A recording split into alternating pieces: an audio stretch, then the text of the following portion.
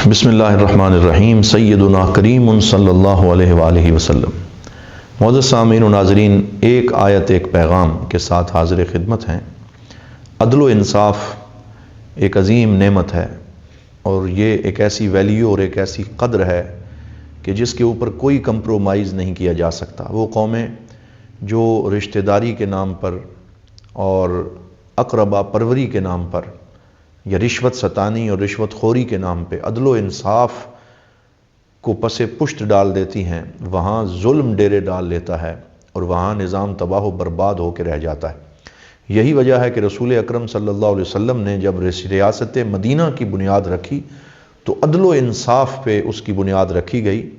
ایک قصہ جو ہمیں سیرت النبی اور کتب تفاسیر میں ملتا ہے اور جو قرآن حکیم کی سورۃ النساء آیت نمبر 105 سے لے کے 112 تک میں بیان کیا گیا ہے، وہ میں آپ کے سامنے رکھتا ہوں کہ جس سے پتہ چلے گا کہ اسلام کو عدل و انصاف سب سے زیادہ عزیز ہے۔ جب حضور صلی اللہ علیہ وسلم ہجرت کر کے مدینہ تشریف لائے تو وہاں دو قبیلے آباد تھے، اوس اور خزرج، اور ان کے ساتھ یہود بھی تھے اور دیگر بھی افراد رہتے تھے۔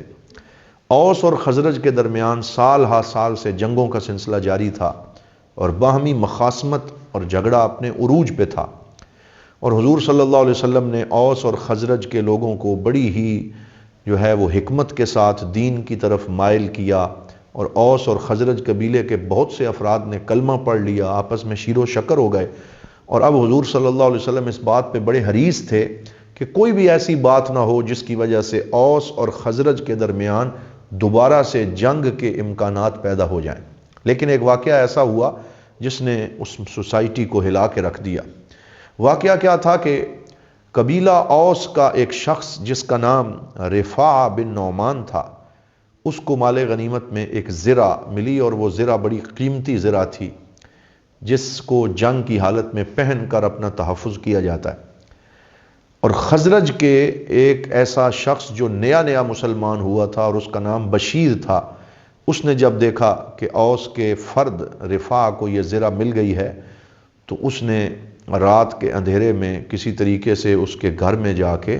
وہ زرہ چوری کر لی۔ ابھی نئے نئے مسلمان ہوئے تھے اور ابھی اسلام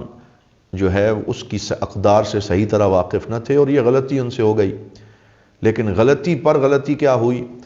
کہ رفاع کے کزن قتادہ نے وہ چوری کرتے ہوئے خزرج کے شخص بشیر کو دیکھ لیا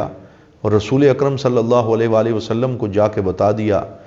کہ بشیر نے اوس کے ہمارے کزن رفاع کے گھر سے زرہ چرا لیے۔ رسول اکرم صلی اللہ علیہ وآلہ وسلم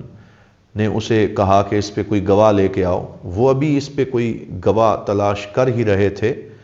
کہ بشیر کے دل میں یہ بات آئی کہ اگر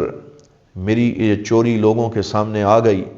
تو پھر سے اوس اور خزرج کے درمیان ایک جنگ بھڑک اٹھے گی اور فتنہ پیدا ہو جائے گا اور آپس میں مخاصمت عروج پہ پہنچ جائے گی۔ تو اس نے کیا کیا کہ اپنے پڑوسی یہودی کے گھر گیا جس کا نام زید ابن سمین تھا، اور اس کے گھر میں جا کے اس کے گھر کے لان کے اندر جو باغیچہ تھا وہاں زمین کھود کے وہ زرہ وہاں دفن کر کے چھپا دی، اور واپس آ کے اپنے گھر والوں کو بتایا کہ مجھ سے یہ غلطی ہو گئی، میں اوس کے ایک بندے کی زرہ چرا بیٹھا، لیکن اب اگر یہ بات سامنے آ گئی تو ہم سب کی بدنامی بھی ہوگی اور جنگ کے امکانات بھی پیدا ہو جائیں گے، تو آؤ تم میری طرف سے حضور صلی اللہ علیہ وسلم کی بارگاہ میں نعوذ باللہ یہ جھوٹی گواہی دے دو کہ زرہ ہم نے نہیں چرائی، بلکہ زرہ تو ہمارے پڑوسی یہودی نے چرائی ہے اور وہ اس کے گھر میں موجود ہے۔ ایک بندہ تو راضی نہ ہوا، لیکن اس کے قبیلہ خزرج کے 3 بندے راضی ہو گئے یہ جھوٹی گواہی دینے پر، اور وہ حضور کی بارگاہ میں چلے گئے صلی اللہ علیہ وآلہ وسلم، اور وہاں یہ کہنے کی جرت کر بیٹھے کہ زرہ بشیر نے نہیں چرائی بلکہ یہ تو یہودی جو ہمارا پڑوسی ہے اس نے چرائی۔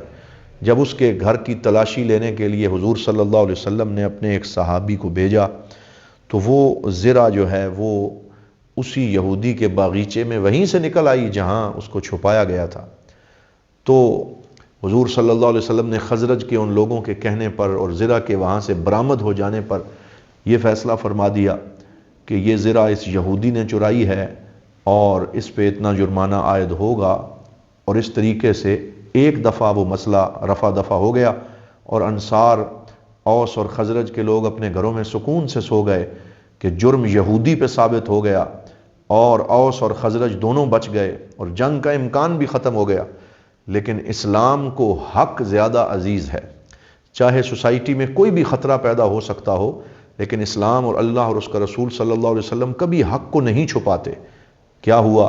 کہ جب حضور صلی اللہ علیہ وسلم نے رات کو آرام کیا تو فجر کی نماز سے پہلے حضرت جبرائیل امین ایک وحی لے کے آ گئے اور قرآن حکیم کی یہ والی آیات لے کے آئے جو سورۃ النساء کا حصہ ہیں، اور حضور کو خبردار کر دیا کہ یا رسول اللہ صلی اللہ علیہ وسلم، وہ زرہ اس یہودی نے نہیں چرائی بلکہ اس بشیر نامی شخص نے چرائی ہے، اور پھر اپنے جرم کو چھپانے کے لیے اس زرہ کو یہودی کے گھر میں چھپا دیا ہے، اس لیے اس کو پکڑا جائے اور اس کو قرار واقعی سزا دی جائے اور عدل و انصاف کے ساتھ فیصلہ کیا جائے۔ اب ان آیات بینات کو سماعت فرمائیں۔ ارشاد باری تعالیٰ ہے انا انزلنا الیک الکتاب بالحق، ہم نے اس کتاب کو حق کے ساتھ آپ پہ نازل فرمایا، لتحکم بین الناس بما اراک اللہ، تاکہ آپ لوگوں کے درمیان وہ فیصلہ کریں جو اللہ نے آپ پر روشن کر دیا ہے، ولا تکن للخائمین خصیما، اور ان خیانت کرنے والوں کہ آپ بالکل بھی حلیف نہ بنیں۔ اور پھر اس کے بعد فرمایا واستغفر اللہ ان اللہ کان غفورا رحیما، اللہ رب العزت سے استغفار کریں، بے شک اللہ رب العزت غفور و رحیم ہے۔ ولا تجادل عن الذین یختانون انفسہم، اور ان کی جانب سے کوئی دلیل پیش نہ کرے کہ جنہوں نے اپنے آپ سے خیانت کی، ان اللہ لا یحب من کان خوانا اثیما، اللہ تعالیٰ کسی خیانت کرنے والے گناہگار کو پسند نہیں فرماتا۔ یستخفون من الناس ولا یستخفون من اللہ، یہ لوگوں سے تو چھپتے پھرتے ہیں، اللہ رب العزت کی نگاہوں سے نہیں چھپتے، اور ان کو اللہ رب العزت کی نگاہوں کا خیال نہیں ہے۔ وَهُوَ مَعَهُمْ إِذْ يُبَيِّتُونَ مَا لَا يَرْضَى مِنَ الْقَوْلِ، اور جب رات کے وقت یہ اپنے گھر میں منصوبہ بندی کر رہے تھے، اس وقت بھی اللہ رب العزت ان کے ساتھ تھا اور ان کے اس جرم کو دیکھ رہا تھا۔ وَكَانَ اللَّهُ بِمَا يَعْمَلُونَ مُحِيطًا، اور اللہ تعالیٰ ان کے اعمال کو گھیرے ہوئے ہے۔ ہَا أَنْتُمْ هَؤُلَاءِ جَادَلْتُمْ عَنْهُمْ فِي الْحَيَاةِ الدُّنْيَا، اب تم دیکھو کہ تم نے دنیا میں تو ان کے اس معاملے کو رفع دفع کر دیا، فَمَن يُجَادِلِ اللَّهُ عَنْهُمْ يَوْمَ الْقِيَامَةِ، قیامت کے دن ان کی طرف سے گواہی کون دے گا؟ ام من یکون علیہم وکیلا، اور قیامت کے دن ان کا وکیل کون بنے گا؟ ومن یعمل سوءا او یظلم نفسہ ثم یستغفر اللہ یجد اللہ غفورا رحیما، جو گناہ کرے یا اپنی جان پہ ظلم کرے لیکن پھر توبہ کر لے تو اللہ رب العزت اس کے لیے غفور اور رحیم ہو جاتا ہے۔ ومن یکسب اسما فانما یکسبہ علی نفسہ وکان اللہ علیما حکیما، اور جو بھی گناہ کماتا ہے اس کا وبال اس کی اپنی جان پر ہے، اور اللہ تعالیٰ غفور و رحیم ہے۔ تو اس طریقے سے ان تمام آیات کے اندر جہاں اس واقعے کی حقیقت کو واضح کر دیا، وہاں عدل و انصاف کی برتری کا بیان کیا۔ اس آیت میں پیغام ہے